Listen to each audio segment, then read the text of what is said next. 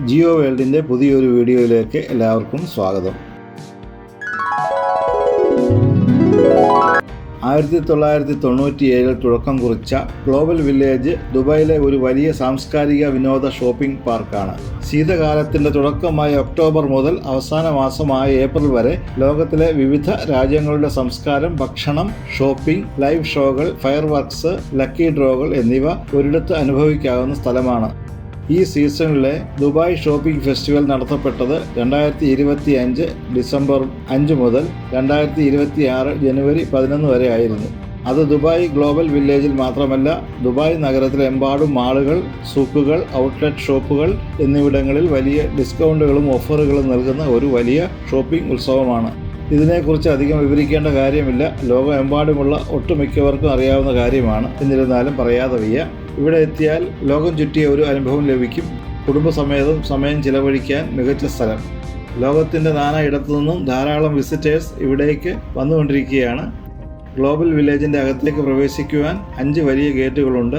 ഏതാണ്ട് 10,000-ഓളം വാഹനങ്ങൾ ഇതിന് ചുറ്റും പാർക്ക് ചെയ്യാനുള്ള ഇടം ഒരുക്കിയിട്ടുണ്ട്. എന്നിരുന്നാൽ പോലും നേരത്തെ എത്തിയില്ലെങ്കിൽ പാർക്കിംഗ് കിട്ടാൻ അല്പം ബുദ്ധിമുട്ടേണ്ടി വരും.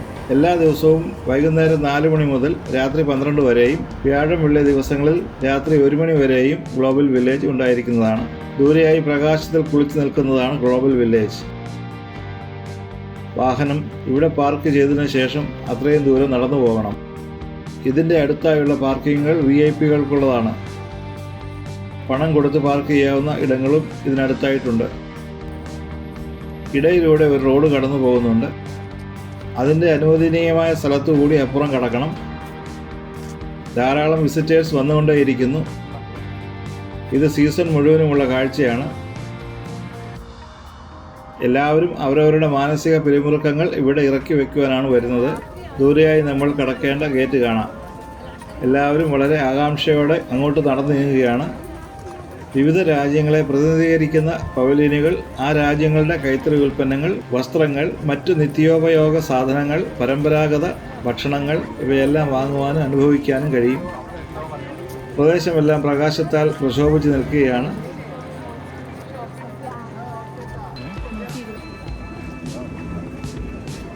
നമുക്കിനിയും ടിക്കറ്റ് എടുക്കണം. ടിക്കറ്റുകൾ ഓൺലൈൻ വഴിയും അല്ലെങ്കിൽ ഇവിടെ സ്ഥാപിച്ചിട്ടുള്ള മെഷീനിൽ നിന്നും അതുമല്ലെങ്കിൽ ഇവിടെയുള്ള കൗണ്ടറിൽ നിന്നും എടുക്കുവാൻ സാധിക്കും. ഞായർ മുതൽ വ്യാഴം വരെയുള്ള ദിവസങ്ങളിൽ ഒരാൾക്ക് 25 ദിർഹമാണ് ടിക്കറ്റ് ചാർജ്. പബ്ലിക് ഹോളിഡേയ്സിലും വെള്ളി ശനി ദിവസങ്ങളിലും 30 ദിർഹമാണ്.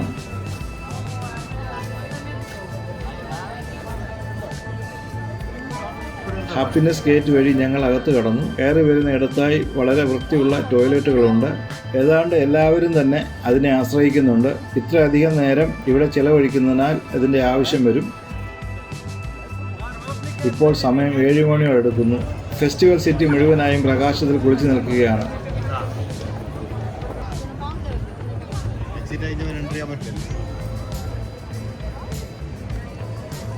ഗേറ്റ് കടന്ന് അകത്ത് വരുമ്പോൾ എങ്ങോട്ട് പോകണമെന്ന് എല്ലാവർക്കും ഒരു കൺഫ്യൂഷൻ ഉണ്ടാകും. ഒന്നിച്ചു വരുന്നവർ കൂട്ടം തെറ്റാതെ നോക്കണം. കൂട്ടം തെറ്റിപ്പോയാൽ കണ്ടുപിടിക്കുക വളരെ പ്രയാസമുള്ള കാര്യമാണ്. ബലൂൺ വിൽക്കുന്നവരെയും പോപ്കോൺ വിൽക്കുന്നവരെയും ഇവിടെ കാണാം. അതുപോലെ ലോകത്തിൻ്റെ നാനാഭാഗത്തു നിന്നുള്ളവരും സംഗമിക്കുന്ന ഇടമാണിത്. മുൻപ് പറഞ്ഞതുപോലെ ഇവിടെ എത്തിയാൽ ലോകം ചുറ്റിയ അനുഭവം ലഭിക്കും. ലോകത്തെ രുചിച്ചറിയുവാൻ ധാരാളം റെസ്റ്റോറൻറ്റുകൾ ഇവിടെ പ്രവർത്തിക്കുന്നുണ്ട്. അഡ്വഞ്ചർ ഗെയിമുകൾ ഇഷ്ടപ്പെടുന്നവർക്കായി ഉള്ള ഇടങ്ങളും ഇവിടെയുണ്ട്. അതിനൊക്കെ വേറെ ടിക്കറ്റ് എടുക്കണം.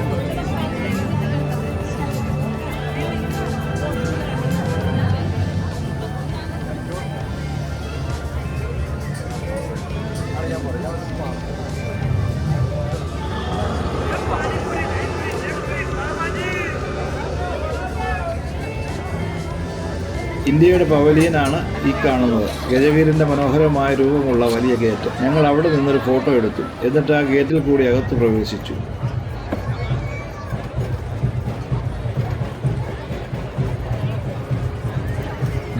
ഡ്രസ് മെറ്റീരിയലുകളും അത്തറുകളും സുഗന്ധവ്യഞ്ജന വസ്തുക്കളും സ്വർണ്ണക്കടകളും ആഭരണങ്ങളും പാദരക്ഷകളും എന്നുവേണ്ട എല്ലാ സാധനങ്ങളും ലഭിക്കുന്ന നിരവധി ഷോപ്പുകൾ ഇതിൻ്റെ ഉള്ളിലായി ഉണ്ട്. നമ്മൾ ഇതെല്ലാം കാണാനാണ് ഇവിടെ എത്തിയത്, വാങ്ങുവാനല്ല. അതുകൊണ്ട് കണ്ടു മടുത്തു.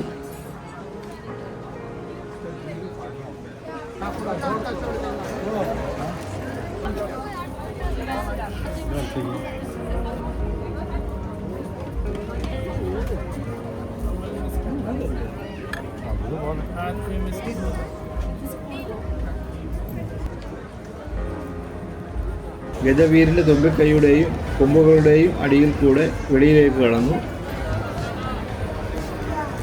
മുമ്പിലായി ലെബനോൻ്റെയും ഖത്തറിൻ്റെയും പവലിയനുകൾ കാണാം.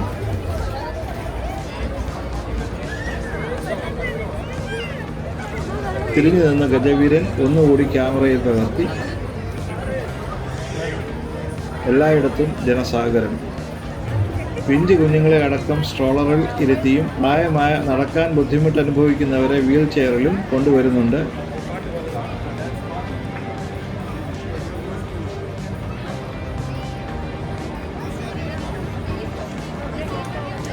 ആവശ്യക്കാർക്കായി ശീതളപാനീയ കടകൾ മിക്കയിടത്തും കാണാം. ഇവിടെ എത്തുന്നവരുടെ മനസ്സും ക്യാമറയും ഒരുപോലെ നിറയ്ക്കുവാൻ വേണ്ടിയുള്ള സജ്ജീകരണങ്ങൾ ഒരുക്കിയിട്ടുണ്ട്. പൂക്കളാൽ നിറച്ച ഹൃദയ ചിഹ്നങ്ങളിലൂടെ ധാരാളം പേര് നടക്കുകയും ഫോട്ടോ എടുക്കുകയും ഒക്കെ ചെയ്യുന്നു.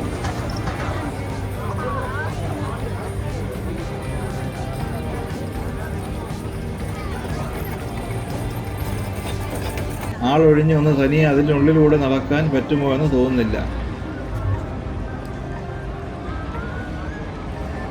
തിരക്കൽപ്പം ഒന്ന് കുറഞ്ഞപ്പോൾ ഞാനും കയറി. മനസ്സിന് സുഖം കിട്ടുന്നൊരു അനുഭവം.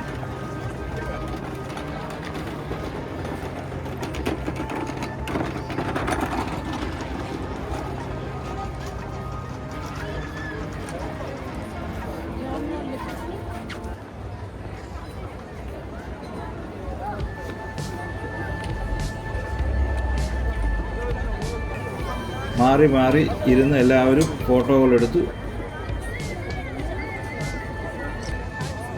കാണുന്നത് ചൈനയുടെ പവലിയനാണ്. അവിടെ കയറാതെ അടുത്തുള്ള ആഫ്രിക്കയുടെ പവലിയനിൽ കയറി.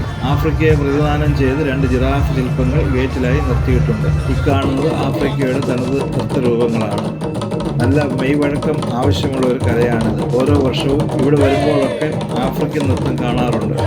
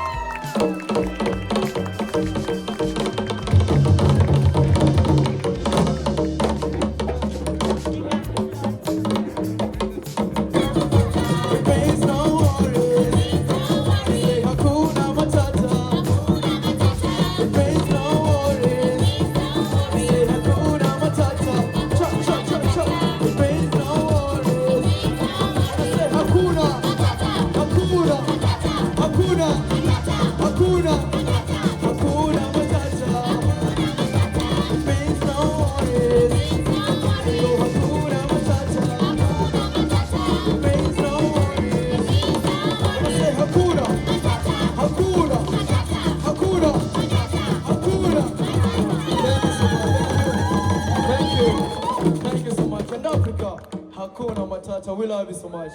And also, ladies and gentlemen, inside the African pavilions, a very wonderful styles from Africa at a very lower price, affordable price and cheap price. So grab something beautiful. We love you so much and see you at 10-4-0. Thank you. One love.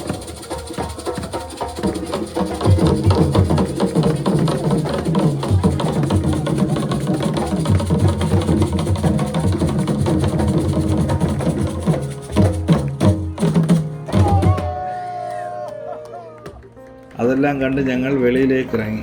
കാണുന്നത് ഒരു open സ്റ്റേജാണ്. നിശ്ചിത ഇടവേളകളിൽ പലതരത്തിലുള്ള ഷോകളും ഈ സ്റ്റേജിൽ അവതരിപ്പിക്കാറുണ്ട്.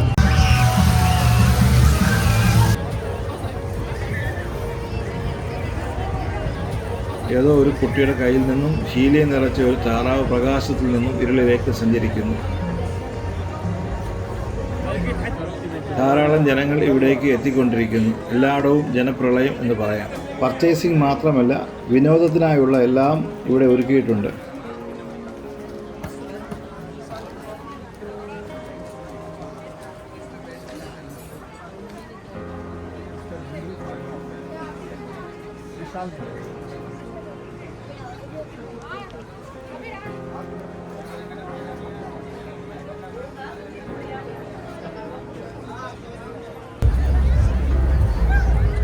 ഇവിടെയായി ഒരു ഫ്ലോട്ടിംഗ് മാർക്കറ്റ് ഉണ്ട്. ഒരു പോണ്ട് പോലെ സെറ്റ് ചെയ്തിരിക്കുകയാണ്. അതിന് ഒരു വശം മുഴുവൻ റെസ്റ്റോറൻറ്റുകളാണ്. പോണ്ടിനുള്ളിൽ സഞ്ചാരികൾക്കായി ബോട്ട് സർവീസും അവൈലബിൾ ആണ്. വെള്ളത്തിനുള്ളിൽ LED ലൈറ്റുകൾ സ്ഥാപിച്ചിട്ടുണ്ട്.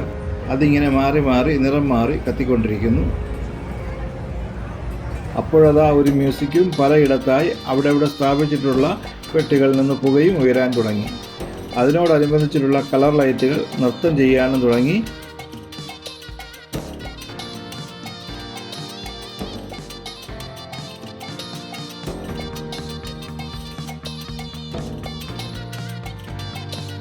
പല സ്ഥലത്തു നിന്നും അഗ്നിജ്വാല ആകാശത്തേക്ക് വമിക്കുകയും അതിനു മുകളിലായി ലേസർ ലൈറ്റുകൾ നൃത്തമാടാനും തുടങ്ങി. ഒരു മാസ്മരിക ദൃശ്യം എല്ലായിടത്തും പരന്നു. അപ്പോഴേക്കും പോണ്ടിന് ചുറ്റും ധാരാളം പേർ ഈ കാഴ്ച ആസ്വദിക്കാനായി എത്തിയിട്ടുണ്ട്. ഈ ദൃശ്യവിസ്മയം നിശ്ചിത ഇടവേളകളിൽ ഇവിടെ നടത്തപ്പെടുന്നു. ആ സമയം boat പോണ്ടിൻ്റെ വശങ്ങളിലായി നിർത്തിയിടുന്നു.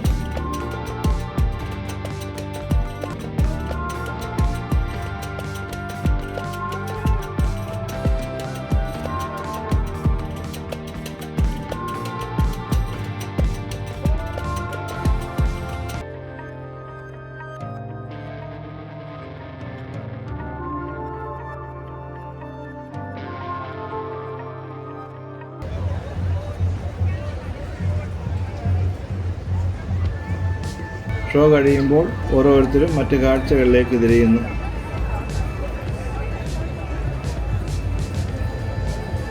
Egypt, Bahrain, Yemen, Kuwait എന്നിങ്ങനെയുള്ള രാജ്യങ്ങളുടെ പവലിയനുകളാണ് മുന്നിലായി കാണുന്നത്. ഈ സീസണിൽ 90-ലധികം രാജ്യങ്ങളുടെ പവലിയനുകൾ ഇവിടെയായുണ്ട്.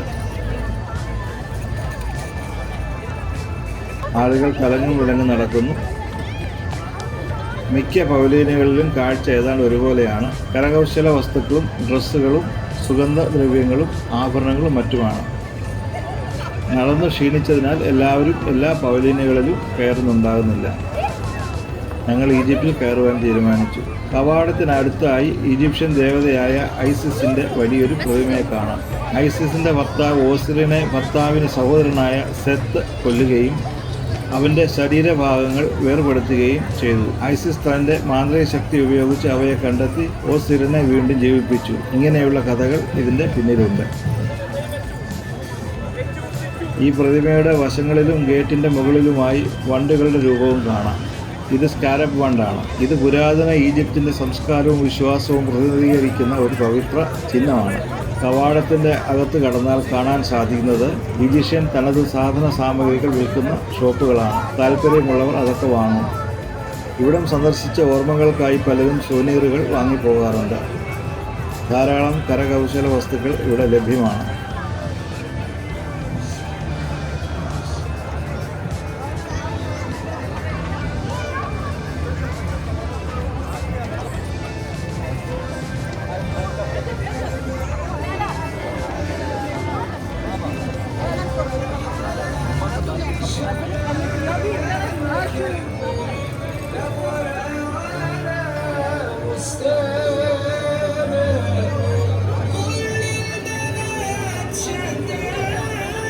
നൈൽ നദിക്കരയിൽ വളരുന്ന പാപ്പിറസ് ചെടിയിൽ നിന്നും ഉണ്ടാക്കുന്ന പേപ്പറുകൾ നമ്മുടെ പേരോടൊപ്പം പുരാതന ഈജിപ്തിൻ്റെ സംസ്കാരങ്ങൾ സൂവനീറുകളായി പ്രിന്റ് ചെയ്ത് ഇവിടെ നിന്നും വാങ്ങാവുന്നതാണ്.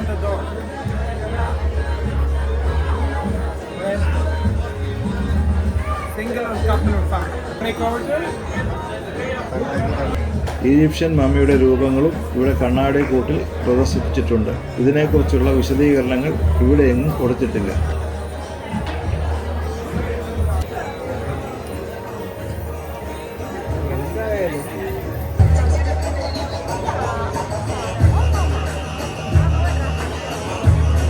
ഇത് തനൂറ നൃത്തം. ഈജിപ്തിലെ സൂഫി പാരമ്പര്യത്തിൽ നിന്നുള്ള ഒരു ആത്മീയ നൃത്തകലയാണ്. ഇത് ശരീരചലനങ്ങളിലൂടെ ധ്യാനവും ആരാധനയും പ്രകടിപ്പിക്കുന്ന സൂഫി ആചാര രൂപമാണ്. നർത്തകൻ തുടർച്ചയായി ചുറ്റിത്തിരിയുന്നതിലൂടെ ബ്രഹ്മാണ്ഡത്തിൻ്റെ ചലനവും മനുഷ്യാത്മാവിൻ്റെ ദൈവത്തോടുള്ള യാത്രയും പ്രതികരിക്കുന്നു. സൂഫി ആത്മീയതയുടെ ഭാഗമായ ഈ ചലനം ആത്മസംയമനത്തിൻ്റെയും ധ്യാനത്തിൻ്റെയും അടയാളമാണ്. പല പാളികളുള്ള വർണ്ണാഭമായ പാവാടയാണ് തനൂറയുടെ പ്രത്യേകത. ഓരോ പാളിയും ആത്മീയ ഘട്ടങ്ങളെയോ പ്രകൃതിയുടെ ഘടകങ്ങളെയോ സൂചിപ്പിക്കുന്നു. തബ്ല, ദഫ്, മിസ്മാർ പോലുള്ള വാദ്യോപകരണങ്ങൾ നൃത്തത്തിന് ലയവും ആഴവും നൽകുന്നു. ശക്തമായ ശാരീരിക ചലനങ്ങൾക്കിടയിലും നർത്തകൻ മനസ്സിൻ്റെ സമാധാനവും ഏകാഗ്രതയും നിലനിർത്തുന്നു. തനൂറ ഒരു വിനോദ നൃത്തമല്ല, അത് ആത്മീയ ഐക്യം, തുലനം, ആത്മോന്നതി എന്നിവയുടെ പ്രകടനമാണ്. ഈ വീഡിയോ ഇഷ്ടപ്പെട്ടാൽ ലൈക്കും കമൻറ്റും ഷെയറും ചെയ്യുക. ആദ്യമായി കാണുന്നവർ സബ്സ്ക്രൈബ് ചെയ്യുന്ന കാര്യം ഒന്ന് പരിഗണിക്കുക. എല്ലാവർക്കും നന്ദി, നമസ്കാരം.